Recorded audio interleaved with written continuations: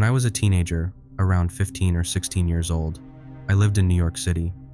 I grew up in the Bronx, in a rough neighborhood, but I never had any scary experiences until my mom moved us to a new apartment. In high school, I was a busy teenager who did a lot of after-school stuff. Usually, I'd finish school around 6 or 7 p.m. Then, I'd spend about an hour and a half on the bus and train getting home. In a very humble way, I want to say that I know I am a pretty woman. I've always looked after myself and care about how I look, even when I was a little girl, and especially when I was a teenager. Sometimes, older men would whistle or say things to me on the street, but I always just ignored them or showed them I didn't want to talk. On that day, I'm walking back from the train station, which only takes about 2 minutes. My best friend calls me on my cell phone while I'm walking. Along the way, I pass some shops, but they're usually closed by 7 p.m. My building is the only one on a dead-end street. It's starting to get dark around this time, and there aren't many people walking around in this area. It could be risky sometimes, but I've never felt scared walking home. Plus, I'm talking to my best friend on the phone, so I wasn't scared at all. While I'm walking, I hear 2 guys behind me.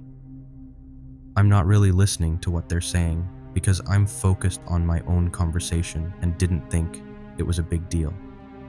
As I'm getting close to the dead end, I pause to grab something from my bag. That's when I remember hearing the men stop behind me. It suddenly occurs to me that they might be following me. I take a couple more steps, still talking on the phone to act normal. Then I stop again and see that they stopped too. Now, they were closer, and I could feel bad vibes behind me. My heart started pounding, and I didn't know what to do. My building was at the end of a dead-end street. Even if I reached it, I'd still have to wait for my mom to let me in after buzzing. I felt vulnerable, like anything could happen. The men kept following me, and now they weren't even talking. I tried to act like everything was fine while still on the phone with my friend. Eventually, my friend said she had to go. There's a corner store right before the dead end, so after my friend hung up, I pretended I was still talking to her and said out loud, "Oh wait, I forgot to grab something from the store for my mom. I'll be back real quick." So I went across the street to the corner store. As soon as I got inside, I looked back to see if they had followed me, and there they were, standing outside the store, watching like they were waiting for me to come out so they could follow me home. It was strange, but I felt like there was someone looking out for me, telling me to listen to my instincts. So I called my mom. I waited until my mom arrived with a big man from our building who had a baseball bat. When the men saw them going into the store, they left. We'll always remember that day. I realized that if I had been too distracted by my phone, something bad could have happened to me. Now that I'm in my 20s, every walk from home to work or anywhere feels different.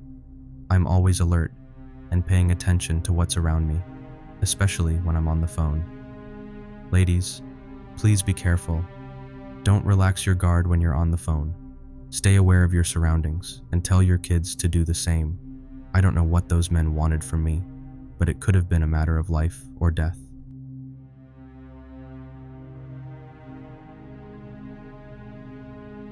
This story happened in the summer of 2013, and at the time I was around 16 years old. My mom and I went on a 6-week road trip across the country. In the 4th week of our trip, we reached New York. By this time, we were very tired from traveling for so long and spending too much time together. We had traveled all the way from one side of the country to the other. One evening, we had tickets to see the Yankees play. We went, watched the game, and had fun. The game ended around 10 or 10:30 p.m. Since we were staying in New Jersey, we needed to take the subway and walk a bit to get back to the hotel. We stayed in New Jersey, so we needed to catch the train to get back to the hotel. After the game, we left the stadium along with many other fans and went to the subway station. Luckily, we found the right subway train easily and knew where to get off.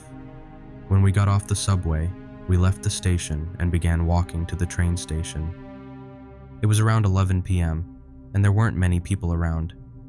Even though I'm used to big cities like Los Angeles, New York City felt new and exciting to me. I was walking slowly, trying to see everything around me. Then I looked up and saw that we were right across the street from the Empire State Building. I was really excited, and I pointed out the Empire State Building to my mom, but she didn't seem excited at all.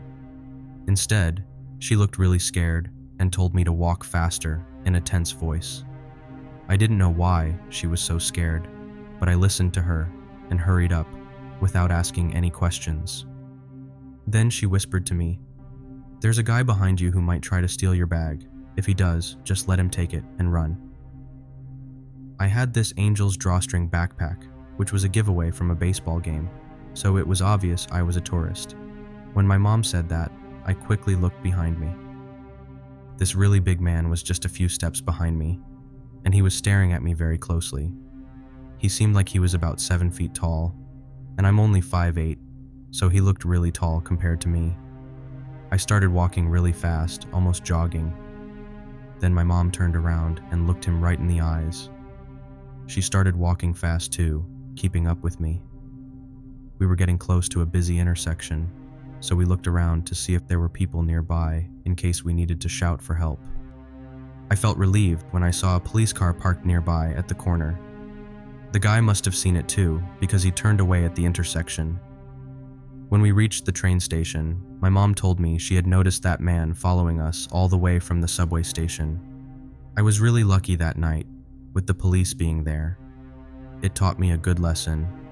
Now, I always pay more attention to what's happening around me.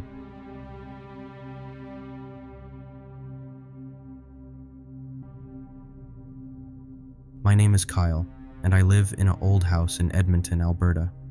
My mom and brother were convinced it was haunted, but I wasn't so sure. Then something weird happened to me personally. This happened when I was 17. The air was thick with humidity, and the old floorboards creaked underfoot as I walked through the dimly lit hallways. Before I tell you what happened to me, let me start by sharing what my mom and brother experienced in our house. They both had something called sleep paralysis. It's when you wake up, but you can't move your body. They both told me this is how it felt, like someone was slowly pushing down on their chests or sitting on them while they were fast asleep. It was like a heavy weight pressing them down. When they woke up, there was nobody there, but they couldn't talk or move. Imagine feeling trapped, unable to even scream for help. It sent shivers down their spines, and they were terrified each time it happened. Another thing that happened to both my mom and brother was, when they were sleeping or lying in bed, something would suddenly yank off the covers. It scared them so much. My brother had it happen to him many times, but my mom only experienced it once. Now that you know what happened before, let me tell you my story. It was a weekend, and my mom had gone to take my brother to soccer practice. I was at home in my room, playing video games with my friend. After my friend and I finished playing, I said goodbye on Discord and turned off my computer.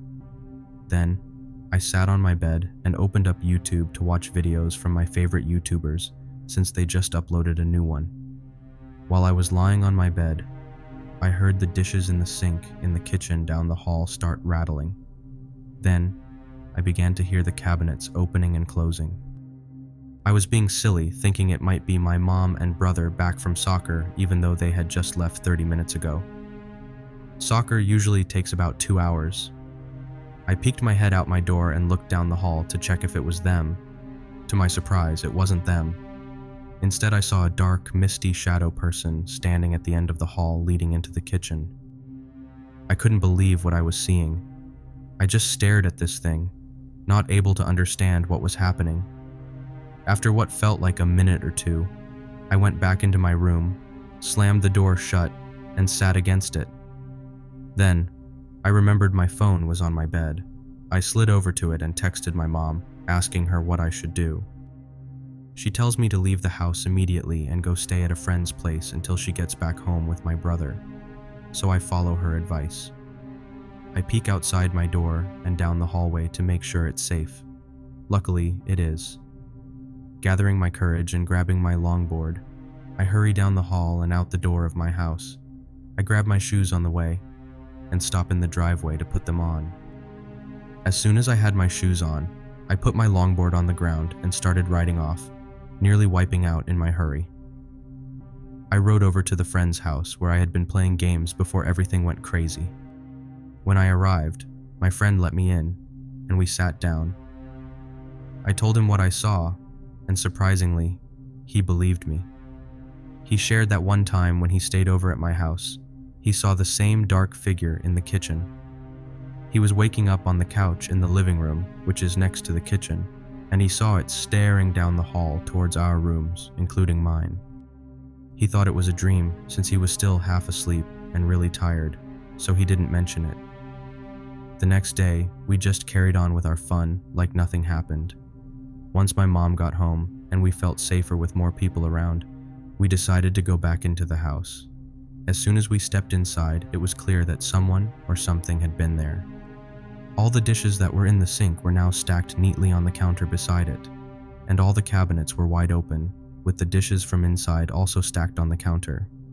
We chose not to spend the night there and went to stay with our cousins in Sherwood Park, which was about 15 minutes away. When we returned home the next day, everything seemed normal again, except for the fact that the lights in the house were on. Since that incident, I've become a strong believer in ghosts and the supernatural.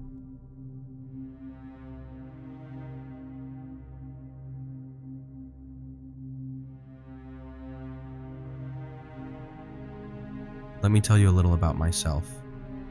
I'm a girl, and when this story happened, I was around 12 years old. I lived in a calm neighborhood in South Carolina. I used to love taking my dog for long walks because there wasn't much else to do. Our dog was called Rufus. He was a big guy, weighing about 70 pounds. Rufus was a basset hound, so he looked a bit like a short Saint Bernard. I was walking my dog in the evening during the fall season. It was starting to get dark. I was far away from my home, on the opposite side of the neighborhood, when I noticed an old rusty red pickup truck driving around. I didn't pay much attention to it because in the South, there are lots of pickup trucks everywhere, so seeing one didn't worry me. But as I kept walking home, I noticed the truck crossing a street I was passing. Then it came out on the other side further down and went back in the direction I came from. Let me explain how the neighborhood looked. It wasn't like typical city blocks. Instead, there was a main road with lots of smaller roads looping around and connecting back to the main one. At first, I thought the person driving the truck might be lost or confused. I didn't worry too much about it, but as I got closer to my house and it got darker, I saw the truck again. In my neighborhood, even though there were many houses, people mostly stayed inside. So, especially at this time of night, there weren't many folks outside, even though it wasn't too late. When I left the neighborhood and walked onto the road leading to my house, I saw the truck again. It was parked on the side of the road, facing the way I came from. I turned onto the road to my house, and then the truck started moving. It drove slowly behind me, with its lights turned off. If you know anything about basset hounds, you'd know they're not scary dogs. They're short and stout, like big dachshunds, with huge ears and silly faces. Despite his size, he had a gentle demeanor and wasn't really cut out to be a guard dog. Plus, they don't walk fast.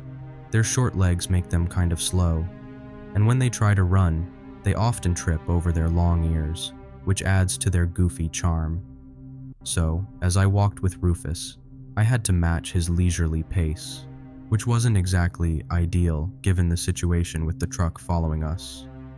With Rufus weighing almost as much as me, I couldn't just pick him up and run, so there I was, walking down the dark road in the quiet neighborhood with my slow dog and this creepy truck behind us. I knew I couldn't really run, and I doubted anyone would hear me if I screamed. So, I came up with a plan, even if it might have been a dumb one. When I reached one of the few streetlights on the street, I stopped, turned around, and stared at the truck. The truck stopped moving and stayed still, about 30 feet away from me, almost like it was pretending to be parked. I stood there and stared at the truck for what felt like a really long time, but it was probably only about 2 or 3 seconds. After a while, the truck started moving again. It turned on its lights and drove off down another road. I hurried into somebody's backyard and used the backyards to get home the rest of the way. I didn't tell my mom about the creepy truck because I knew she'd get really worried. She might not let me take the dogs out alone anymore.